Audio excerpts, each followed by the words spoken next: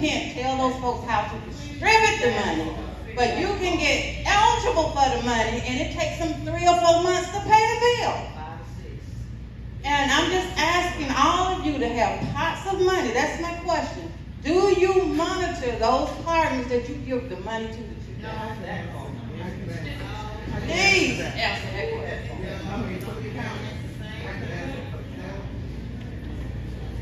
Thank you.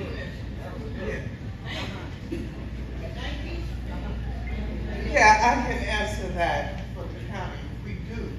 When we give money to nonprofits to help our citizens, they have to go through a program, and they have to they have to conform to the rules and regulations that is set out to receive the money. Now, government takes time to get money out, but not private organizations. And so we give money, as I stated earlier, all of the organizations that I have given money to, as soon as they get the money, they're ready to write a check. And so you just have to get with those organizations, because the money that we have been giving out have been federal rescue money. And so you don't play with that. Amen. You know, and so, yeah, all of the nonprofits that receive our money, they have to be in conformity of the regulations, the rules and regulations that they get. They get the money and they're ready to give it straight out. The thing is, you got to be there when they get the money, because the money goes fast. And so that's another thing. Sure, I have to go to Social Security Disability to let them know that, hey, I can't afford to live on $1,000 a time. And I just need to know from HUD what can I do to try to get a housing. My son does have a felony.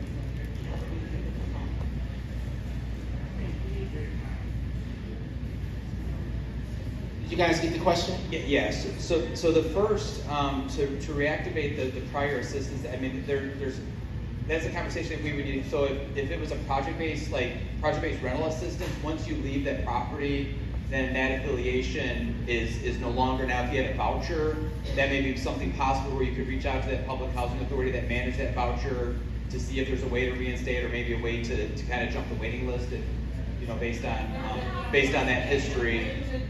In order to obtain new housing, let's connect. Let me give you my card, and I can make sure that and reach out to me, one of my staff. We can share with you the different, you know, depending on what area you're looking at, we can share with you the resources, and again, whether it's housing for disabled, elderly housing, and some of those waiting lists are typically easier and shorter than family housing. But let's connect after and make sure that get you our contact information and help you out.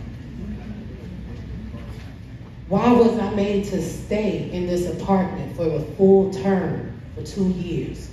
Nobody came out, nobody fixed anything. Oh, they're doing it now. But I walked right into this mess. 30 years of a property that you guys have been under terms with, and not in 30 years have they flipped anything. Why? Why are we raising the rent if we haven't done our jobs in 30 years? And then lastly, my last question is the 13%. Right? Georgia Power, what is going on? So Georgia Power just went up 13% in the last 2 months. My bill went from $200 to $500 a month. Why? These are just questions for the collective. Okay, I'll speak on the public, your Georgia Power, your utility bill, period, on all of them. So it's very important to know who your public service commissioner is, and to seek out and search those who would have your best interest at heart. Georgia Power gives the request to the public service commissioners. That's how they get their increase. They don't come to the state legislature. They don't go to the governor. They have their own commission. and that's how it happens. Unfortunately, you can write letters, you can attend meetings, you can raise your voice and bring the community with you. But that is where it starts and where it ends. And unfortunately, we've seen disproportions in that, and the increases are, we scream and jump and shout about it. But when it gets to the point of increase every year or every 2 years, that's a huge problem. So it's the Public Service Commission that you have to address with that. Hey, Mark, Shay, I was going to ask, is it possible to have a one, because it sounds like she has a multitude of things that need to be addressed, and the line's getting longer. So I'm going to say this, guy, I'm going to say as respectful as I can. You can't ask a question. I'm going to have to take the microphone, because we have to be out of here in about 20 minutes, 25 minutes. The questions are getting longer. So we have to just ask the question, let them respond, and go to the next person. Be respectful to the person behind you, okay? Please, thank you.